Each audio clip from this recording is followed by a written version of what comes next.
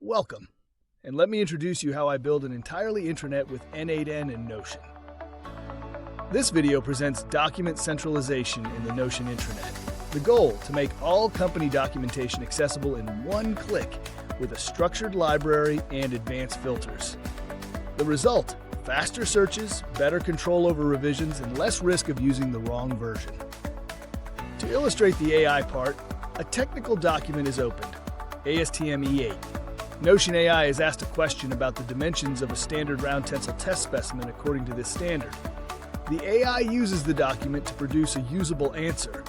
That's exactly the point, a reliable library and AI that acts as a second brain to find information at the right time.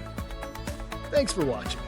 With Notion and N8N, this project helps structure processes, automate monitoring, and leverage AI to save time on a daily basis.